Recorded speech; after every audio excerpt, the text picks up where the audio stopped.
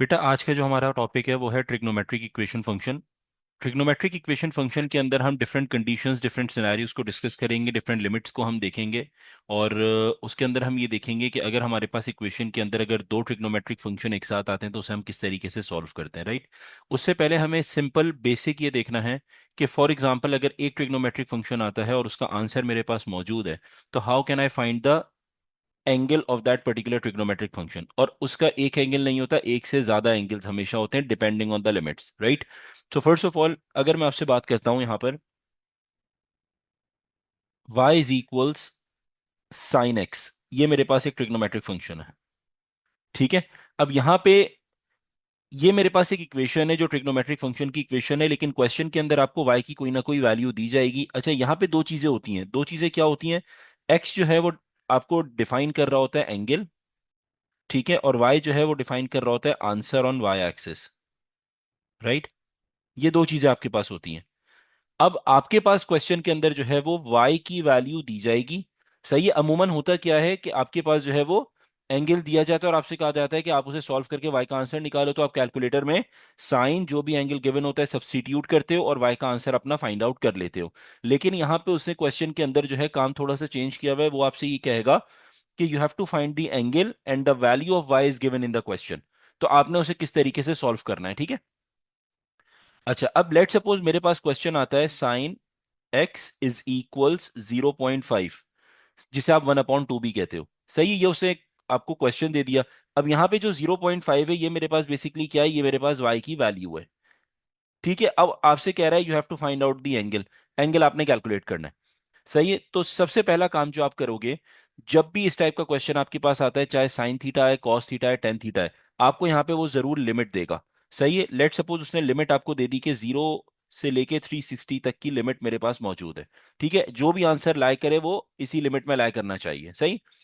अब आपने क्या करना है, सबसे पहला step, x is equals sign inverse of 0.5 find out कर लो, ठीक है। तो आपके पास हो जाएगा एक्स इज इक्वल्स 30 डिग्रीज। जब आप कैलकुलेटर पे सब्स्टिट्यूट करोगे तो आपको पता चल जाएगा इसका आंसर जो है वो 30 डिग्रीज होता है। ये आपके पास आ गया। अच्छा, एक बात मैं आपको बता दूं बेटा, पेपर वन की बात करते हैं तो पेपर वन में कैलकुलेटर अलाउ नहीं होता, सही है, और पेपर टू में कैलकुलेटर अलाउ होता है, ये बात सबको पता है, सही है।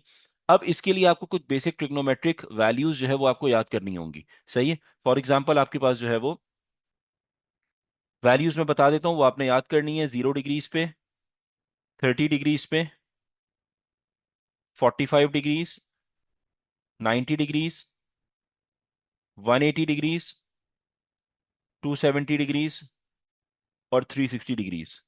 इन पे आपने जो है वो अपनी वैल्यूज याद करनी है। उसका रीजन ये है कि फॉर एग्जांपल इस टाइप का क्वेश्चन अगर आपके पास आता है, कहां पर, इस टाइप का क्वेश्चन आपके पास आ जाता है non calculator based question paper में, जो आपका पेपर वन है, तो उसके अंदर अगर फॉर एग्जांपल यही क्वेश्चन है साइन एक्स इक्वल 0.5, सही है। तो अब आपको अगर याद होगा कि साइन 30 की वैल्यू जो है वो 0.5 होती है, तो आप डायरेक्ट ये बता सकते हो कि अगर वो वैल्यू 0.5 दे देता है तो आप ये कहोगे कि ये मेरे पास एंगल जो है वो 30 पे मेरी वैल्यू 0.5 आती है, ठीक है। ये जो सारी वैल्यूज हैं ये आपने याद करनी है कौन से ट्रिग्नोमेट्रिक फंक्शन में, साइन, कॉस और टेन, तीनों ट्रिग्नोमेट्रिक फंक्शंस में ये वैल्यूज आपको याद होनी चाहिए, ठीक है। अच्छा, अब आते हैं आपके पास क्वेश्चन पे। क्वेश्चन पे आपने देख लिया एक्स की एक वैल्यू के आगे मेरे पास 30 डिग्रीज यहाँ पे आ गया। अब आपने नेक्स्ट स्टेप में क्या करना है, एंगल जो होता है वो एंगल कभी भी एक नहीं होगा, एक से ज्यादा एंगल होंगे जो लिमिट आपके पास दी जाएगी। दो एंगल हो सकते हैं, तीन एंगल हो सकते हैं, चार एंगल हो सकते हैं, depending on the given limits, सही है। एक तो आपने यहाँ पे कैलकुलेट कर लिया जो मेरे पास क्या लाएगा, 30 डिग्रीज। दूसरा फाइंड आउट करने के लिए आपने सिंपल काम ये करना है, क्वाड्रेंट्स आपको मैं बता देता हूं क्वाड्रेंट्स क्या चीज होती है, उसके थ्रू आप एंगल कैलकुलेट कर रहे होते हो, राइट। इसे हमने जो है वो, जब हम ट्रिग्नोमेट्रिक ग्राफ्स पढ़ रहे थे उसके अंदर भी मैंने आपको एक चीज समझाई थी जिसपे क्वाड्रेंट को डिटेल में डिस्कस किया था। यहाँ पे एक दफा और रिकॉल कर देता हूं। क्वाड्रेंट आपके पास क्या होते हैं, क्वाड्रेंट आपको जो है वो 1/4 पोर्शन ऑफ अ सर्कल को कॉर्ड कहा जाता है, राइट। यानी अगर मैं इसका एक सर्कल ड्रॉ करता हूं तो ये मेरे पास जो है वो 1/4 पोर्शन जो है वो क्या कहता है, क्वाड्रेंट कहलाता है, सही है। अब एक क्वाड्रेंट में हम लोग हमेशा अपनी मूवमेंट जो रखते हैं, अगर हमारे पास एंगल पॉजिटिव होता है तो हमारी जो मूवमेंट है वो हमारे पास कैसे होती है, एंटी क्लॉकवाइज हमारे पास मूवमेंट होती है, राइट। तो ये कहलाता है फर्स्ट क्वाड्रेंट, ये होता है बेटा सेकंड क्वाड्रेंट, ये मेरे पास है थर्ड क्वाड्रेंट और ये मेरे पास कहलाता है फोर्थ क्वाड्रेंट, सही है। इसके लिए मैंने आप लोगों को एक स्टेटमेंट भी लिखवाई थी, if you people remember. Statement ये थी, all science teachers are crazy, all science teachers are crazy. अब ये जो इनिशियल्स होते हैं ये डिफाइन करते हैं कि फर्स्ट क्वाड्रेंट में क्या चीज पॉजिटिव है, बाकी सारे नेगेटिव होते हैं। For example if you talk about A का मतलब ये all trigonometric functions are positive in the first quadrant. Similarly S means ये फर्स्ट को डिनोट करता है, ये सेकंड को डिनोट करता है। S means sine theta is positive in the first quadrant and rest of the trigonometric functions are negative in the second quadrant. If we talk about T denotes you the tan theta. So tan theta is positive in the third quadrant and rest of the trigonometric functions are negative in the third quadrant. If we talk about fourth, तो fourth के अंदर हमारे पास cos theta जो है वो positive होता है, बाकी सारे ट्रिग्नोमेट्रिक फंक्शंस आपके पास बेटा क्या होते हैं, नेगेटिव होते हैं यहाँ पे, राइट। अब आपके पास जब भी क्वेश्चन आता है तो आपने क्या करना है, बजाय इसके आप फॉर्मूले याद करो, थोड़ा सा लंबी टेक्निक हो जाती है। आपने सिंपल क्वाड्रेंट्स को याद करना है, और क्वाड्रेंट्स के लिए मैंने बहुत आसान स्टेटमेंट हमारे पास मौजूद है, that is all science teachers are crazy, जिसके अंदर आपके पास ASTC ये आपको क्वाड्रेंट वाइज डिफाइन कर देता है, first second third fourth quadrant, right. अब आपने जो है वो क्या देखा कि मेरा आंसर जो है वो 30 डिग्रीज आया, और 30 डिग्रीज मेरे पास पॉजिटिव है। तो आपने सबसे पहले आइडेंटिफाई करना है कि मेरे पास साइन थीटा पॉजिटिव कहाँ कहाँ होता है, क्योंकि ट्रिग्नोमेट्रिक फंक्शन साइन था, यहाँ पे ट्रिग्नोमेट्रिक फंक्शन क्या था, साइन था। तो दो क्वाड्रेंट्स में मेरे पास साइन थीटा पॉजिटिव होता है, एक फर्स्ट क्वाड्रेंट में जहां सारे ट्रिग्नोमेट्रिक फंक्शन पॉजिटिव होते हैं, और एक सेकंड क्वाड्रेंट में जहां मेरे पास साइन थीटा सिर्फ पॉजिटिव होता है। तो दो क्वाड्रेंट ऐसे हैं जिसमें साइन थीटा मेरे पास पॉजिटिव होता है। तो आपने क्या काम करना है, आपने सिंपल अपना क्वाड्रेंट डिफाइन कर लिया, ये मेरा क्वाड्रेंट है, फर्स्ट क्वाड्रेंट जहां साइन थीटा पॉजिटिव है, और ये मेरा क्वाड्रेंट है सेकंड क्वाड्रेंट जहां साइन थीटा पॉजिटिव है। अब आप क्या करोगे, हमेशा एंगल को एक्स एक्सिस से बनाओगे, सही है। स्टूडेंट कंफ्यूज होते हैं सर एंगल यूं लेंगे या फिर एक्स एक्सिस से लेंगे, तो याद रखना हमेशा एंगल लोगे आप एक्स एक्सिस से। तो यहां भी एक्स एक्सिस से एंगल लिया, और यहां भी एक्स एक्सिस से एंगल लिया, ये भी 30 डिग्रीज होगा मेरे पास, जो आंसर आया वो लिख दोगे, ये भी 30 डिग्रीज हो गया, सही है।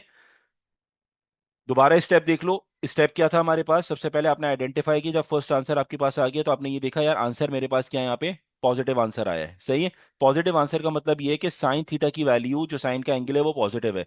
तो साइन का एंगल पॉजिटिव कहां पर होता है, फर्स्ट क्वाड्रेंट में और सेकंड क्वाड्रेंट में।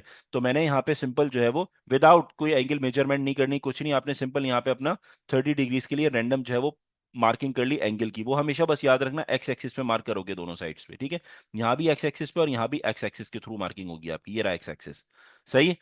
अब आपने क्या करना है, आपने अपनी मूवमेंट स्टार्ट करनी है in the anti clockwise direction. यहां से मूवमेंट स्टार्ट करोगे, पहली लाइन पे स्टॉप होगे, that will be your first angle. उसके बाद यहीं से मूवमेंट स्टार्ट करोगे और यहां तक जाओगे, that will be your second angle, सही है। यहां से ऐसे इस लाइन तक जाओगे, तो जो लाइन आपके पास, ये लाइन जो एंगल को डिफाइन कर रही होती है, एक्स एक्सिस और एंगल को कनेक्ट कर रही है, ये वाली लाइन, यहां तक आप हमेशा अपनी मूवमेंट करोगे। तो ये आपकी एक एंगल है, ये आपकी एक लाइन है जहां तक आपने एंगल मार्क किया, और ये दूसरी लाइन है आपके पास, ठीक है। तो अगर मैं यहां से अपनी मूवमेंट देखता हूं, यहां से जब मैं एंटी क्लॉकवाइज इस लाइन पे रुक गया, तो ये एंगल मेरे पास क्या आ रहा है, 30 डिग्रीज। तो जो आप कैलकुलेट ऑलरेडी कर चुके हो, that is your 30 degrees.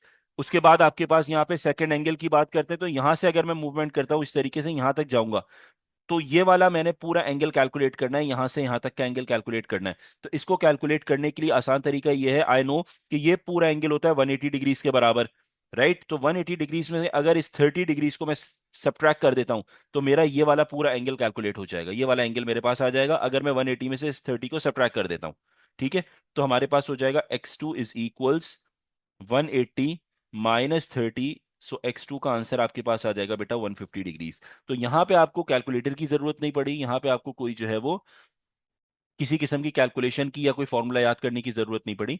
Simple आपने टेक्निक यूज की कि आपने ये देखा कि मेरा एंगल जो है वो पॉजिटिव है, तो कौन कौन से क्वाड्रेंट में एंगल पॉजिटिव होता है वो आपने मार्क डाउन किया। एंगल हमेशा एक्स एक्सिस से लोगे, तो ये दोनों एंगल एक्स एक्सिस से लिए। उसके बाद आप अपनी रोटेशन स्टार्ट करोगे, तो यहां से रोटेशन आपने स्टार्ट की, एक लाइन पे रुक रुक गए, और यहां से रोटेशन स्टार्ट की, दूसरी लाइन पे रुक गए। तो पहला एंगल तो ऑलरेडी 30 डिग्रीज था, दूसरा एंगल निकालने के लिए, ये वाला एंगल पूरा निकालने के लिए 180 में से 30 को सब्ट्रैक्ट करेंगे, तो आपका जो है rest of the angle which is 150 degrees answer आ जाएगा, राइट। अब चलते हैं आपके पास सेकंड क्वेश्चन पे, क्वेश्चन नंबर 2। क्वेश्चन नंबर 2 के अंदर आपसे ये कहता है cos x इज इक्वल्स -0.5। क्या एंगल दिया उसने, cos x is equals minus 0.5 उसने आपको दे दिया। तो सबसे पहला स्टेप आपने क्या करना है यहाँ पे बेटा, एंगल अपना कैलकुलेट करना है। फर्स्ट एंगल हमेशा कैलकुलेटर पे कैलकुलेट करोगे, तो ये हो जाएगा कॉस इनवर्स ऑफ -0.5। तो आंसर आ रहा है 120 डिग्रीज। तो पहला एंगल आपको पता चल गया, x is equals cos inverse of -0.5 which is equals 120 degrees. अब क्योंकि आपने ये देखा ये वाला एंगल मेरे पास कौन सा है, पॉजिटिव एंगल आ रहा है, कॉस का पॉजिटिव एंगल। तो कॉस कहाँ कहाँ पॉजिटिव होता है मेरे पास, कॉस जो है वो फर्स्ट क्वाड्रेंट में जहां पे तमाम ट्रिग्नोमेट्रिक फंक्शन पॉजिटिव होते हैं, और फोर्थ क्वाड्रेंट पे जहां पे मेरे पास जो है वो सिर्फ कॉस पॉजिटिव होता है। इन दो जगहों पे कॉस क्या हो जाएगा, पॉजिटिव होगा। आपने अपना क्वाड्रेंट ड्रॉ किया, ठीक है। एक आपके पास यहाँ पे फर्स्ट क्वाड्रेंट पे पॉजिटिव हो गया, और एक फोर्थ क्वाड्रेंट पे आपके पास पॉजिटिव हो गया। दोनों तरफ एंगल आपने कहाँ से लेना है, एक्स एक्सिस से। ये भी 120 डिग्रीज लोगे, और यहाँ पे भी 120 डिग्रीज आपने लिख दिया। सही है, ये हो गया। अब आपने अपनी जो है वो मार्किंग कहाँ से करनी है, मूवमेंट स्टार्ट करनी है from x axis in the anti clockwise direction. इस लाइन तक आओगे, और उसके बाद यहीं से मूवमेंट स्टार्ट करोगे, इस लाइन तक आओगे। ये दोनों मूवमेंट आपने करनी है। सही है, तो फर्स्ट एंगल तो आपको डायरेक्टली मिल गया विच इज इक्वल्स 120 डिग्रीज। और सेकंड एंगल निकालने के लिए आप देखो, यहां से यहां तक मैंने आना है, पूरा इस लाइन तक आना है। ठीक है, तो अगर मैं यहाँ पे, मुझे पता है ये वाला जो पूरा होता है ये कितने के बराबर होता है, 360।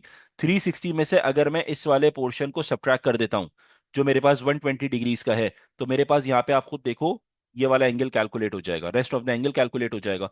तो x2 फाइंड आउट करने के लिए आप क्या करोगे, 360 में से 120 को सब्ट्रैक्ट कर दोगे, तो आपके पास आंसर आ जाएगा 240 डिग्रीज। x1 आपके पास 120 डिग्रीज आ गया, और x2 मेरे पास क्या आ गया बेटा, 240 डिग्रीज आ जाएगा। और लिमिट उसने आपको जो दी हुई थी वो दी हुई थी 0 से 360 डिग्रीज। अभी सारी लिमिट की बात कर रहे हैं हम 0 से 360 की।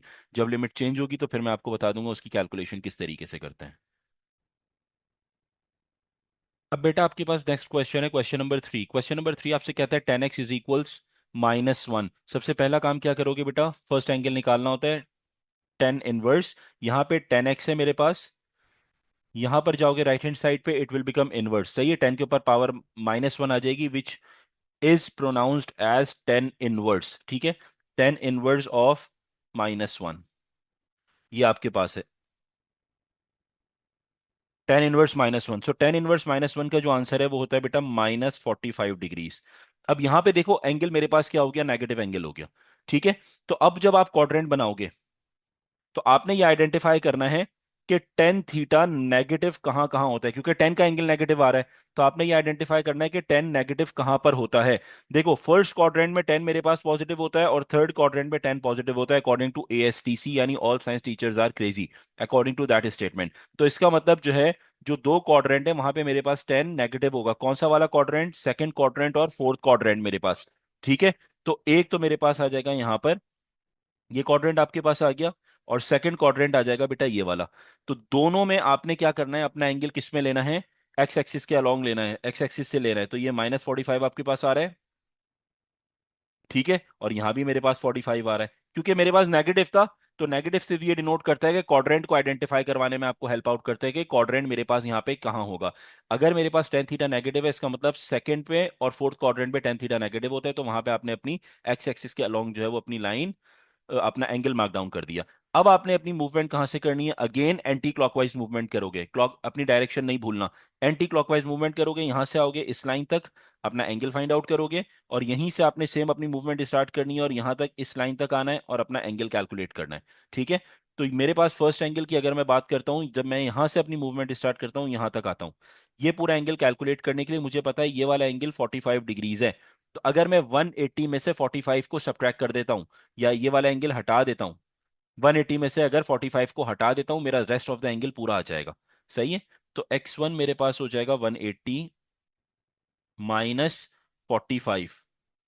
तो ये आपके पास हो जाएगा 135, पॉजिटिव एंगल आएगा 135 डिग्रीज। एक एंगल तो आपके पास ये हो गया।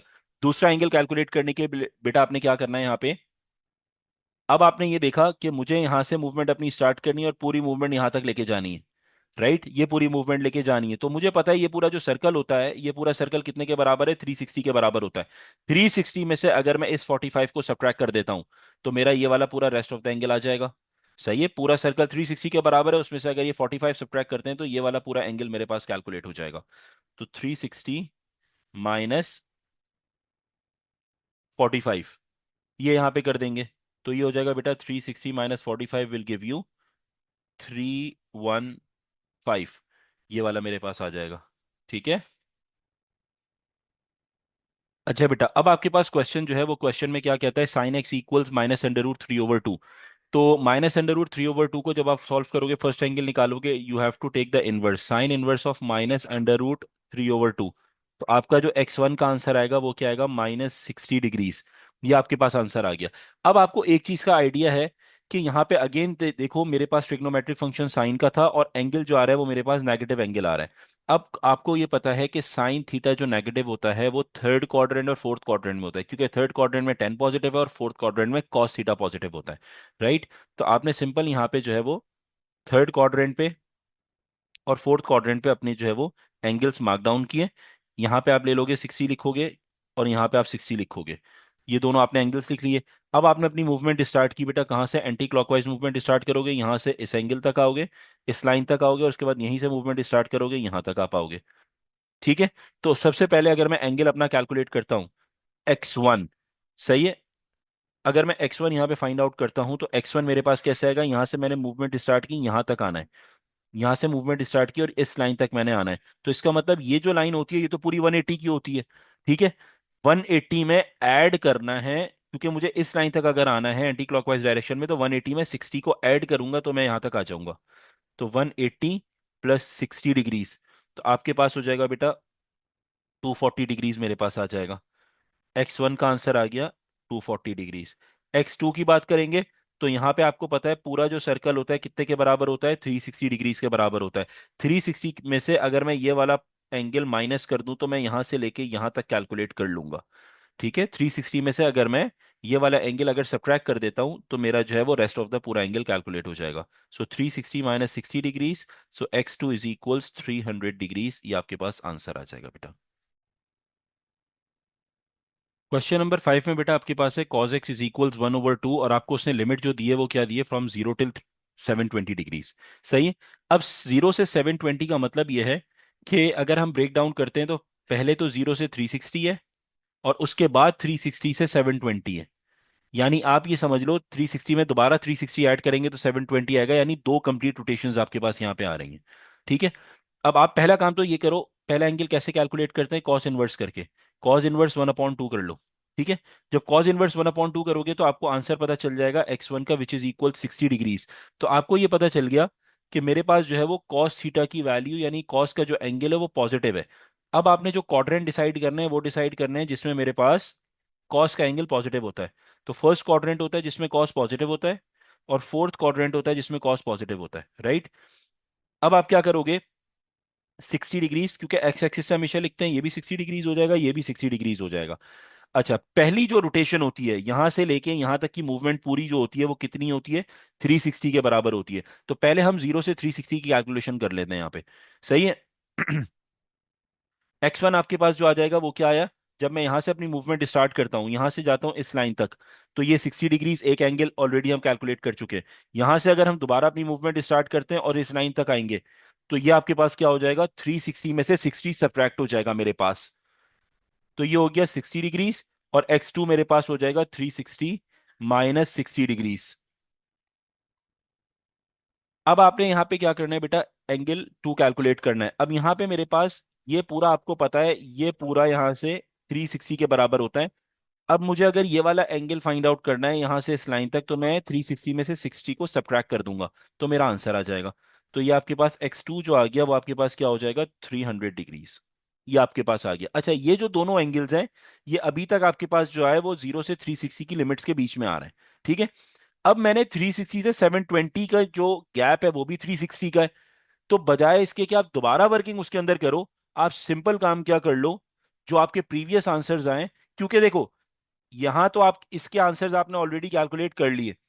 अब यहां से यहां तक का जो गैप है ये मेरे पास कितना है, 360 का गैप है। राइट। तो अब आसान तरीका यह है कि जो आपके एंगल्स आए हैं, x1 आया है और जो x2 आया है, इसी में अपना गैप को ऐड करोगे तो आपके पास 360 से 720 तक की लिमिट में भी आंसर आपको मिल जाएगा। सेम गैप को ऐड अप कर दो। सही है। तो x3 अगर मुझे कैलकुलेट करना है तो 60 में जो गैप आपके पास है 360 से 720 का, इसमें ऐड अप कर दो। तो 360 ऐड हो गया। इसी तरह X4 300 आपके पास जो आया है, ये वाला जो एंगल है, इसमें भी वही 360 का गैप गैप ऐड अप कर दो। तो आपके पास जो आंसर आ जाएंगे बेटा, अगर X3 की बात करते हैं तो X3 आपके पास हो जाएगा 420, और X4 की बात करते हैं तो ये हो जाएगा आपके पास 660 डिग्रीज। तो इस तरीके से हमने 0 till 720 तक हमने जो है वो अपने चारों एंगल्स फाइंड आउट कर दिए। तो चारों एंगल्स आपके पास कौन से हो गए बेटा?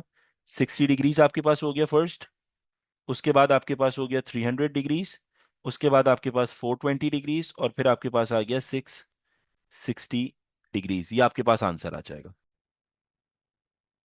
अच्छा बेटा, अब आए नेक्स्ट क्वेश्चन आपके पास। 10x इज इक्वल्स -√3, जिसकी लिमिट उसने दी हुई है -360 डिग्रीज से 720 डिग्रीज तक। अब देखो यहाँ पे हमारे पास जो है वो एक बहुत बड़ी लिमिट उसने आपको दे दी। तो हम क्या करते हैं, इसको ब्रेक डाउन करते हैं थोड़ा सा। हम ये ब्रेक करते हैं कि नेगेटिव वैल्यूज, जो नेगेटिव लिमिट है -360 से 0, ये हम एक जो है वो बना लेते हैं अपना इंटरवल। दूसरा हम लिखते हैं 0 से 360 डिग्रीज, ये हम दूसरा इंटरवल बना लेते हैं। और थर्ड हम लिखते हैं 360 से 720, जैसे हमने प्रीवियस क्वेश्चन में इंटरवल बनाया था। ठीक है, अब तीनों में एक चीज कॉमन है, आप देखो यहाँ भी 360 का गैप है, यहाँ भी 360 का गैप है, और ये भी 360 का गैप है। पहली वर्किंग जो करोगे आप हमेशा याद रखना, वो अपनी नॉर्मल लिमिट के लिए करोगे फ्रॉम 0 till 360। तो उसके लिए आपने क्या किया, x1 is equals 10 inverse of -√3। तो x का जो आंसर है, x1 का जो आंसर है, वो आपके पास यहां पे आ जाएगा 60 डिग्रीज। सही है। जब आप इसे सॉल्व करते हो 10 इनवर्स ऑफ -√3, तो आपका आंसर आ जाएगा 60 डिग्रीज। अब आपको ये पता है, ये जो मेरा 60 डिग्रीज है, सही है,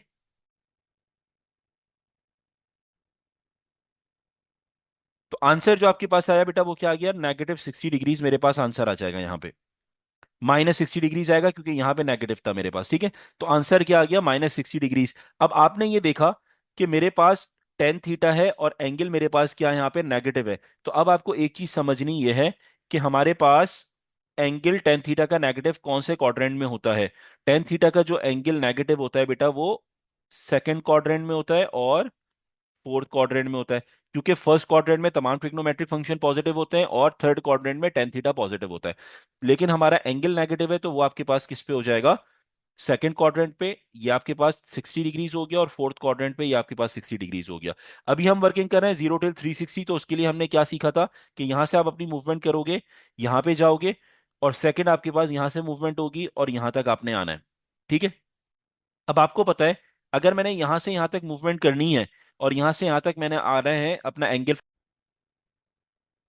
तो बेटा आपका यहाँ पे जो है वो फर्स्ट एंगल आपके पास कैसे कैलकुलेट होगा। ये पूरा आपके पास, आपको पता है ये पूरा कितने के बराबर होता है, 180 डिग्रीज के बराबर है। अगर 180 में से हम ये 60 डिग्रीज माइनस कर देंगे तो आपका ये वाला एंगल कैलकुलेट हो जाएगा।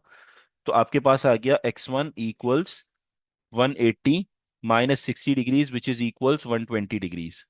ये आपके पास फर्स्ट एंगल कैलकुलेट हो गया बेटा। ठीक है, उसके बाद बात कर लेते हैं आपके पास सेकंड एंगल की। सेकंड एंगल आपको ये पता है, ये पूरा जो सर्कल होता है ये 360 के बराबर है। सो 360 में से अगर हम ये वाला 60 सब्ट्रैक्ट करते हैं, तो we will be having the angle this one. ये पूरा एंगल आपके पास कैलकुलेट हो जाएगा। कंप्लीट सर्कल का एंगल कितना है, 360। 360 में से अगर ये 60 सब्ट्रैक्ट हो जाएगा, तो हमारा एंगल फाइंड आउट हो जाएगा। तो x2 is equals 360 -60 degrees which is equals 300 degrees. ये आपके पास 300 डिग्रीज हो गया। सही है। अच्छा, अब ये जो हमने वर्किंग की, ये कौन से वाले एंगल्स के लिए कैलकुलेट कर लिया, 0 till 360। मैंने आपको एक चीज ये समझाई थी कि आप एक चीज ये आइडेंटिफाई कर सकते हो, 360 से लेके 720 तक का कितना गैप है यहाँ पे, 360 तक का गैप है, और पॉजिटिव वैल्यूज हैं। सही है, नेगेटिव नहीं है, पॉजिटिव वैल्यूज हैं। जब भी इस टाइप का सिनेरियो आपके पास आएगा, तो जो एंगल्स आपके पास प्रीवियस आए हैं उनमें आप एड अप कर दोगे अपना 360। राइट। अब आपने क्या करना है बेटा, x3 और x4 निकालने के लिए आप क्या काम करोगे, जिस तरह हमने प्रीवियस क्वेश्चन में किया था कि x1 और x2 आपके पास आया था, इसमें हमने क्योंकि पॉजिटिव वैल्यूज है और पॉजिटिव 360 का आगे आपके पास पूरा गैप आ रहा है, तो आपने प्रीवियस वैल्यूज में ऐड अप कर देना है। तो x3 के लिए आप क्या करोगे, 120 जो आपके पास x1 का एंगल था उसमें आप 360 ऐड करोगे। सिमिलरली x4 जो नेक्स्ट एंगल है उसमें, उसके लिए जो 300 आपके पास आया था x2 का एंगल जो था, इसमें आप 360 ऐड अप कर दोगे। सही है। तो 120 जब ऐड अप करोगे आप 360 में, तो आपके पास आंसर हो जाएगा 480 डिग्रीज। एक आपके पास हो जाएगा, और उसके बाद ये जो आपके पास 300 में एडअप करोगे 360, तो आपके पास हो जाएगा 660 डिग्रीज।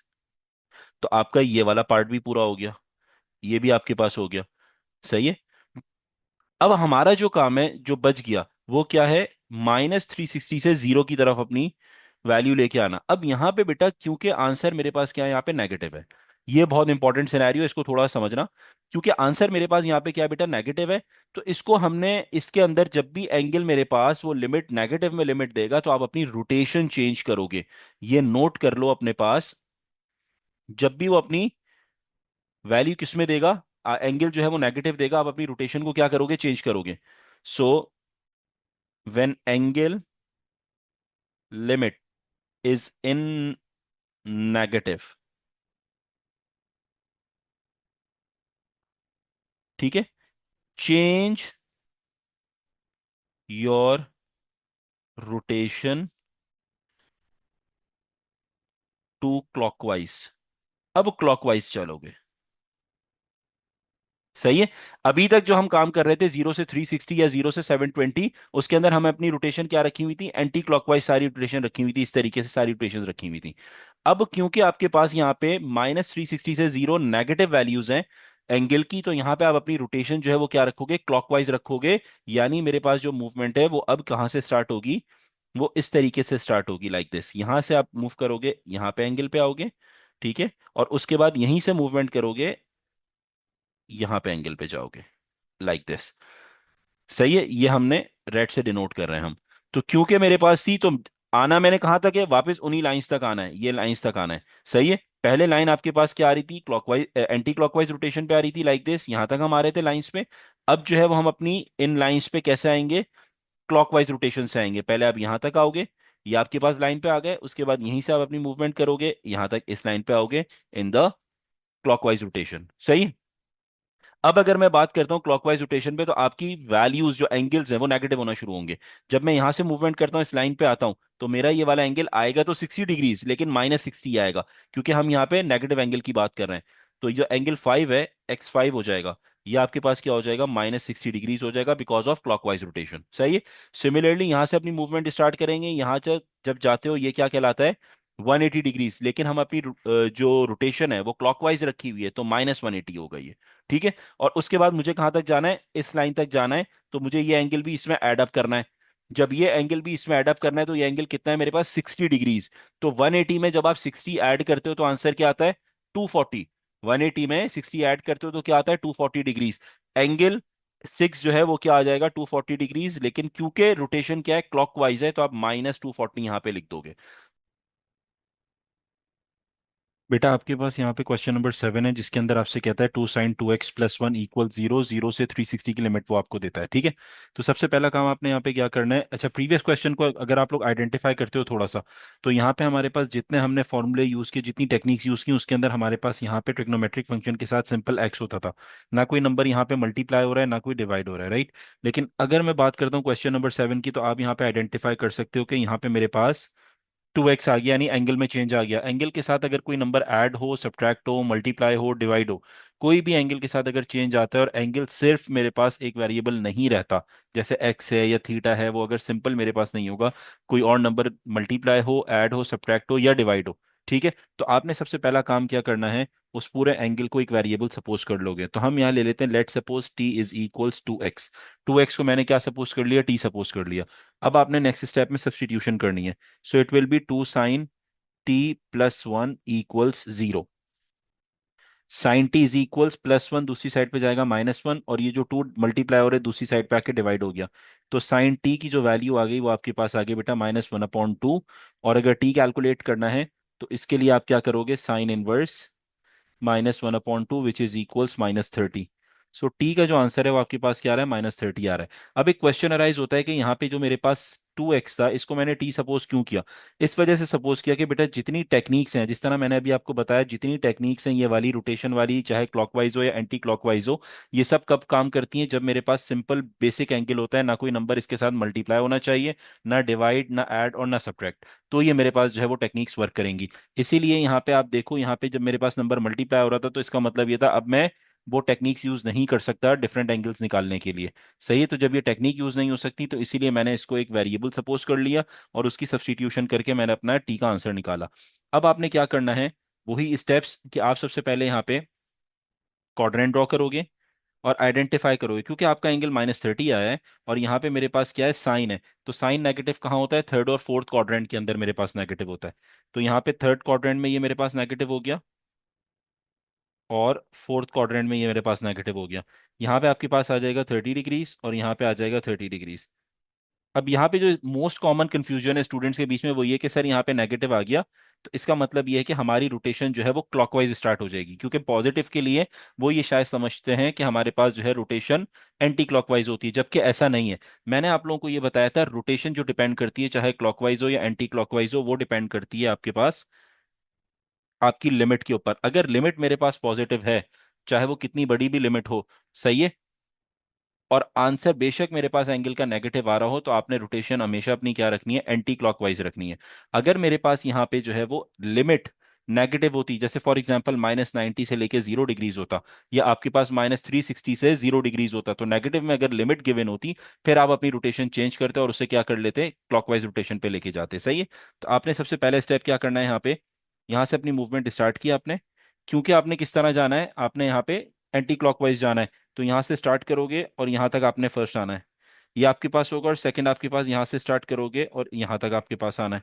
सही है, तो आपके पास यहाँ पे T1 की जो वैल्यू है वो आपके पास क्या हो जाएगी। अब आपको ये पता है कि यहाँ से यहाँ तक तो पूरा कितना होता है, 180 डिग्रीज, और क्योंकि इस लाइन तक आना है मैंने, तो इसमें 30 डिग्रीज एड अप करूंगा, तो मेरे पास टोटल आंसर आ जाएगा। सो 180 + 30 डिग्रीज, तो आंसर मेरे पास यहाँ पे हो जाएगा 210 डिग्रीज। सिमिलरली T2 की अगर बात करते हैं, तो T2 मेरे पास जो है, यानी एंगल, सेकंड एंगल, वो यहाँ से यहाँ तक है। अब अगर मेरे पास टोटल जो है वो कितना होता है, 360 में से ये वाला एंगल सब्ट्रैक्ट कर दूं जो 30 डिग्रीज है, इसको मैं अगर सब्ट्रैक्ट कर देता हूँ तो मेरा ये वाला एंगल आ जाएगा जो रेस्ट ऑफ द एंगल है। उसके लिए आप क्या करोगे, 360 डिग्रीज -30 डिग्रीज, तो T2 का जो आंसर है वो आपके पास क्या हो जाएगा बेटा, 330 डिग्रीज हो गया। ये आपके पास T1 T2 की वैल्यूज आ गई। अब आपने क्या करना है, इन दोनों वैल्यूज को, क्योंकि T आपके पास एक अज्यूम्ड वेरिएबल था जो आपने सब्स्टिट्यूट किया था एंगल कैलकुलेशन के लिए, अब आप क्या करोगे, इन दोनों आंसर्स को उठा के सब्स्टिट्यूट करोगे कहाँ पे, यहाँ पे जो आपने इक्वेशन बनाई थी। इक्वेशन आपके पास क्या थी, T = 2x, ये ओरिजिनल आपके पास था फंक्शन। तो ये हो जाएगा T = 2x is your original equation. अब आंसर जो आपके पास है, एक है 210 और एक है 330, तो आपने सबसे पहले यहाँ पे 210 सब्स्टिट्यूट किया, =2x मेरे पास यहाँ पे आ जाएगा। तो अब आप क्या करोगे, 210/2 इज इक्वल्स x, तो x का जो आंसर है वो मेरे पास यहाँ पे आ जाएगा 105 डिग्रीज। ये आपके पास हो गया, ठीक है। अब सेकंड आपके पास यहाँ पे 330 डिग्रीज है, आपने क्या किया, यहाँ पे 330 की जगह पे सब्स्टिट्यूट किया, =2x, और x कैलकुलेट करने के लिए 330 ÷ 2 कर दोगे, तो आपके पास आंसर क्या हो जाएगा बेटा, 2165। तो x का जो आपके पास आंसर है बेटा वो क्या हो गया यहाँ पे, 165 डिग्रीज।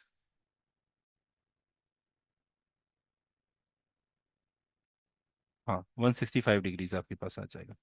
ठीक है, मैं सिर्फ ये चेक कर रहा था डिवीजन मेरे सही किया या नहीं, ठीक है। तो दो आंसर्स आपके पास यहाँ पे आ गए। अच्छा बेटा, क्वेश्चन नंबर 8 में आपसे कहता है 3 cos x + 3 - 2 = 0, लेकिन उसमें इसने लिमिट दी है 0 से पाए। अब यहाँ पे सबसे पहले तो आइडेंटिफाई करो कि जो लिमिट है वो आपके पास यहाँ पे रेडियंस है, बिकॉज ऑफ दिस पाए। सही है, तो आपने काम क्या करना है, क्योंकि आपके जो कॉन्सेप्ट है वो डिग्रीज के हिसाब से कॉन्सेप्ट है, राइट। कॉन्सेप्ट सेम अप्लाई होंगे, लेकिन अगर मैं पाए को समझाऊंगा आपको थोड़ा कंफ्यूजन क्रिएट हो जाएगा। तो आसान तरीका हम थोड़ा सा इसको लेके चलते हैं, और वो आसान तरीका आपके पास क्या होता है, हम लेट से इसको कन्वर्ट कर देते हैं 0 से पाए को, किसके अंदर हम लोग कन्वर्ट कर देते हैं, यहाँ पे डिग्रीज के अंदर। ठीक है, तो आपको पता है कि अगर मुझे पाए से यानी रेडियंस से डिग्रीज में जाना है, तो हमारे पास फॉर्मूला होता है, और वो फॉर्मूला आपके पास क्या होता है बेटा, रेडियंस, 1 रेडियन इज इक्वल्स 1 × 180/पाए डिग्रीज। ये आपके पास फॉर्मूला होता है, ठीक है। अच्छा, अब जो मैं काम करने लगा हूं, वो काम आपके पास जो है वो पाई के अंदर ही होगा। सही है, और आपने कैलकुलेशन, क्योंकि क्वेश्चन के अंदर उसने आपको पाई की फॉर्म में बोला है, तो आपने कैलकुलेशन पाई की फॉर्म में करके दिखानी है। सही है, तो मैं जो आपको काम बताने लगा हूं, आपने उसे क्या करना है, थोड़ा सा समझना बात को। आपने उसे क्या करना है, रफ वर्क के तौर पे यहाँ पे काम कर लो इन डिग्रीज, ठीक है। और उसे कन्वर्ट करके आपने यहाँ पे जो है वो रेडियंस में लिखना है। क्योंकि क्वेश्चन में अगर आपने रेडियंस से सॉल्व, डिग्री से सॉल्व किया, तो वो मोस्ट प्रॉब्ली वो गलत कर देगा आपका सवाल। रीजन उसका ये है कि वो आपसे पूरा सॉल्यूशन मांग रहा है इन रेडियंस, ठीक है। तो इस बात को जरा ध्यान से रखना। तो यहाँ पे हम छोटा सा रफ वर्क बना लेते हैं ताकि आप लोगों को कंफ्यूजन ना हो डिग्रीज में। और उसके बाद जल्दी जल्दी ये वाला जो फॉर्मूला हमने लिखा हुआ है, इस फॉर्मूले को यूज करके हम जो है वो कन्वर्ट कर देंगे वापस, सही है। तो हमने यहाँ पे रेडियंस टू डिग्रीज का फॉर्मूला लिख लिया। हम एक और फॉर्मूला लिख लेते हैं जो होता है आपके पास, जो किस में होता है बेटा, डिग्री टू रेडियंस। कि भाई डिग्री में अगर आंसर आ जाए तो उसे वापस रेडियन में किस तरीके से लिखा जाएगा। तो आपके पास क्या होता है, 1 डिग्री इज इक्वल्स 1 × पाई/180 रेडियंस। ये फॉर्मूला होता है, ठीक है। सबसे पहले तो आपने ये आइडेंटिफाई करना है, उसने 0 से पाई बोला है तो इसका मतलब क्या है। इसका मतलब ये है कि अगर डिग्रीज में समझते हैं तो इसका मतलब है पाई को, अगर मैं, क्योंकि पाई रेडियंस में, अब मुझे रेडियंस से देखना है कि यार डिग्री में इसका क्या मतलब होता है। लेट से भाई मैं अननोन हूं, मुझे नहीं पता क्या मतलब है पाई का। तो इसे कन्वर्ट करने के लिए आप क्या लिखोगे, पाई रेडियंस इज इक्वल्स, ये वाला फॉर्मूला यूज होगा because you have to convert radians into degrees. तो ये वाला फॉर्मूला यूज करोगे, 1 रेडियन इज इक्वल्स 1 × 180/180 तो पाई रेडियन किससे, अब 1 की जगह पाई आ जाएगा। तो पाई रेडियन इज इक्वल्स 1 पाई, 1 की जगह क्या आ गया पाई, ×180/पाई, और डिग्रीज में आंसर आ जाएगा। ये कैंसिल हुआ, तो पता चल गया भाई पाई जो रेडियन है वो बराबर है 180 डिग्रीज के। ये हमें कंफर्मेशन मिल गई, सही है। तो अब ये जो सारा काम कर रहे हैं हम डिग्रीज के हिसाब से करेंगे, और एट द एंड जो है हम उसे फॉलो अप कर देंगे किसके लिए, रेडियंस के लिए। अब आपने सबसे पहले क्या काम करना है, आपको ये समझ आ गया यार पाई रेडियन किसके बराबर होता है, 180, यानी 0 से 180 की लिमिट तक मैंने अपने आंसर्स को मैच करना है, ठीक है। अब आप क्या करोगे, आपने आइडेंटिफाई की कि जो मेरा एंगल है वो x+3 है, यानी यहां पे मैंने इसे सपोज करना है। तो पहला आप स्टेप क्या करोगे, let's say t is equals x+3, ये आपके पास हो गया, सही है। अब आपने किया 3 cos t -2 = 0, ये आपके पास हो गया। उसके बाद आप लिखोगे cos t इज इक्वल्स 2/3, आपके पास आ गया। अब इसमें हम जो है वो पहला एंगल कैलकुलेट कर लेते हैं, सही है। तो इसको अगर हम करते हैं, लेट से कॉस इनवर्स ऑफ, ये हो गया बेटा आपके पास कॉस इनवर्स 2/3, तो आपके पास आंसर आ रहा है 48.1, सही है। 48.18 आपके पास आंसर आ रहा है, तो इसे राउंड ऑफ अगर कर लें तो 48.2 आपके पास हो जाएगा। तो ये हो गया बेटा आपके पास टी की value after taking the inverse, it is 48.2 degrees, सही है। अब ये वाला काम जो डिग्रीज में कन्वर्जन वाला काम है, ये काम आपने किस में करना है, रेडियंस में करना है, सही है। अब इसको रेडियन में करने के लिए आसान तरीका मैं आपको एक चीज समझा देता हूं, सही है। आप अपने कैलकुलेटर को रेडियंस में कन्वर्ट कर दो। सबसे आसान तरीका क्या है, आपने क्या करना है, अपने कैलकुलेटर को किस में कन्वर्ट कर दो, रेडियंस में कन्वर्ट कर दो, सही है। तो जब आप इसे रेडियंस में कन्वर्ट करोगे, क्योंकि हमें आंसर किस में चाहिए, अगेन समझ लो, रेडियंस में हमें अपनी कैलकुलेशन करके दिखानी है यहाँ पे, सही है। तो आपने क्या किया, अपने कैलकुलेटर को रेडियन में कन्वर्ट कर दिया, सही है। एक तो तरीका ये हो गया जिससे डायरेक्ट आपका आंसर निकल के आ जाएगा। दूसरा तरीका, अगर जिसे नहीं समझ आ रहा, वो क्या करो, आपने जब डिग्री में आंसर निकाल लिया, आपने यहाँ उसे उठा के लिखा कि मेरा आंसर आया है 48.2। अब आप सिंपल उसे क्या करो, रेडियंस में कन्वर्ट कर दो by using the formula. Formula हमारे पास क्या है, डिग्री टू रेडियंस। अब डिग्री टू रेडियंस कन्वर्ट करना है तो ये वाला फॉर्मूला यूज करोगे। तो 1 डिग्री इज इक्वल्स 1 × पाई/180 रेडियंस, तो आप इसे लिख सकते हो 48.2 डिग्रीज इज इक्वल्स 48.2 × पाई/180, तो आपके पास रेडियंस में आंसर आ जाएगा यहाँ पे, सही है। तो आप क्या करोगे, सिंपल 48.2, ये हो गया आपके पास। उसके बाद आपने मल्टीप्लाई बाय पाई, ये आपके पास हो गया। उसके बाद आपने यहाँ पे डिवाइडेड बाय 180, तो आंसर आपके पास जो है वो क्या आ गया, यहाँ पे 0.841 मेरे पास आंसर आ गया। तो ये बेसिकली आपके पास 48.2 जो है वो बराबर है 0.841 रेडियंस के, सही है। तो ये आपने लिख दिया यहाँ पे t इज इक्वल्स 0.841 रेडियंस, ये आपके पास आ गया, ठीक है। अब नेक्स्ट स्टेप में आपने क्या किया बेटा, जब आपका टी कैलकुलेट हो गया तो हम लोग क्या काम करते हैं, हम अपना जो है वो क्वाड्रेंट बनाते हैं।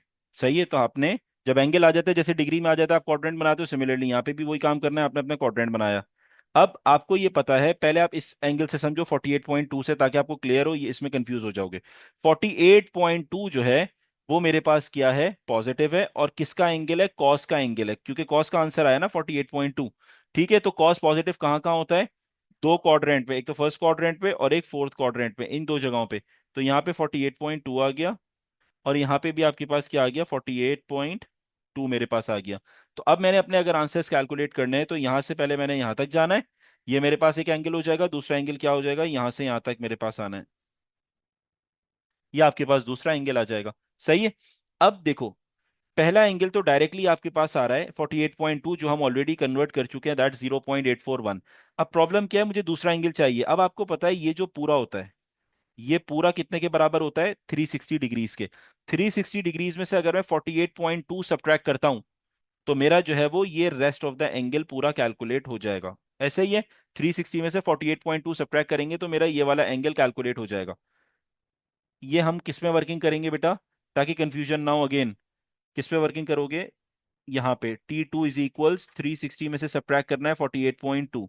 अब इसको यहाँ पे अगर सॉल्व करते हैं T2 निकालने के लिए, तो 360 रेडियंस में किसके बराबर होता है, 2 पाई के बराबर होता है। माइनस 48.2 का क्या आंसर आया, 48.2 का आंसर ऑलरेडी हमने कन्वर्ट कर दिया है रेडियंस में, जो है 0.841। तो यहाँ पे लिख दिया 0.841। अब थोड़ा सा समझते हैं टू पाई की वैल्यू, क्योंकि आपका कैलकुलेटर ऑलरेडी रेडियंस में है। तो आप क्या करो, सिंपल टू और पाई का आंसर निकाल लो। टू पाई का आंसर है 6.283। तो ये आंसर आ गया आपके पास T2 इक्वल्स 6.283 माइनस 0.841। ये आपने कर लिया। अब आप दोनों को सब्ट्रैक्ट कर दो, कैलकुलेटर को रेडियंस में ही रखना, डिग्रीज में कन्वर्ट नहीं करना। सही है, तो ये हो जाएगा 6.283 माइनस 0.841, विच इज इक्वल्स 5.442। तो आपके पास ये आंसर आ रहा है 5.442, मेरे पास आंसर आ रहा है, ये दो आंसर आ गए। फिर चेक करेंगे। सही है, तो अगर मैं बैक सब्स्टिट्यूट करता हूं x+3 में, क्योंकि हमारे पास जो हमने डिजाइन किया था वो आपके पास t को हमने लिया था यहाँ पे x+3 के बराबर, तो t की वैल्यू है 0.841। तो t की वैल्यू आ गई 0.841, और दूसरी t की वैल्यू है 5.442। हमने क्या सपोज किया, t आपके पास बराबर है x+3 के, ये हमने कह दिया था। तो आप क्या करोगे, यहाँ पे वैल्यू सब्स्टिट्यूट करनी है इक्वेशन में, t इज इक्वल्स x+3, और फिर अपनी लिमिट में चेक करना है। तो t की वैल्यू यहाँ पे है 0.841, which is equals x+3। So 0.841 minus 3 equals x। तो इसका मतलब है x का आंसर आपके पास आ रहा है 0.841 minus 3, which is equals -2.159।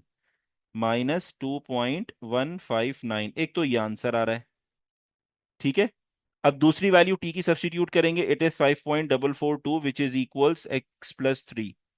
So 5.442 minus 3 is equals x। तो x का आंसर आपके पास क्या हो जाएगा, 5.442 माइनस 3, विच इज इक्वल्स 2.442। तो आपके पास आंसर आ रहा है 2.442। ये आपके पास आंसर आ गया। सही है। अब आपने लिमिट अपनी चेक करनी है कि आपके पास लिमिट जो है वो जीरो से पाए है, और पाए आपके पास होता है डेसिमल में 3.142। अब आपने देखा जीरो से 3.142 के बीच में आंसर आने चाहिए, इससे एक्सीड नहीं करना चाहिए और जीरो से पहले नहीं जाना चाहिए, यानी नेगेटिव नहीं आना चाहिए। ठीक है, तो अगर मैं अपने आंसर को देखता हूं एक्स को, तो एक्स मेरा जो है वो क्या है, नेगेटिव आ रहा है, x1 जो है वो क्या आ रहा है, negative, which means it is not acceptable, क्योंकि जीरो से पहले जा रहा है। और अगर मैं बात करता हूँ 2.442 की, तो ये मेरे पास आंसर एक्सेप्ट हो जाएगा। उसका रीजन क्या है कि ये मेरे पास इन बिटवीन द लिमिट लाई कर रहा है, क्योंकि 2 पॉइंट समथिंग लाई करता है 0 से 3.142 के बीच में। ठीक है, तो वो एक्सेप्ट आपके पास हो जाएगा। अब जो कंफ्यूजन स्टूडेंट को होती है, सर टी को चेक नहीं करेंगे, नहीं, हमने जिस तरह डिग्रीज में भी हम क्या करते थे, अपने दोनों आंसर निकालते थे। जैसे यहाँ पे प्रीवियस क्वेश्चन किया था, इसमें हमने क्या काम किया, दो आंसर्स अपने निकाले। एक आंसर हमारे पास क्या था, 210, और एक था 330। इनको हमने लिमिट में चेक नहीं किया, बल्कि हमने क्या किया, इनको सब्सटीट्यूट किया जो हमने t इज इक्वल्स 2x लिया था उसमें सब्स्टिट्यूट किया, और जो x के आंसर आए थे वो हमने चेक किया कि इन बिटवीन लिमिट्स हैं या नहीं। सही है। इसी तरीके से यहां पे भी जो है वो आप क्या करोगे, जो सपोज्ड वेरिएबल है उसको कभी भी लिमिट से चेक नहीं करते, याद रखना। लिमिट से चेक करते हैं अपनी इक्वेशन के वेरिएबल को, जब आप बैक सब्स्टिट्यूट करते हो अपने आंसर को। तो जब बैक सब्स्टिट्यूट करते हो तो आपको दो आंसर मिलेंगे, x1 और x2। उसमें आप देखोगे कि कौन से आंसर है जो विद इन लिमिट लाई कर रहे हैं। तो ये वाला आंसर नेगेटिव में लाई नहीं कर रहा था, और 2.442 is lying in between 0 till pi which is 3.142। तो ये मेरे पास फाइनल आंसर हो जाएगा बेटा। ठीक है।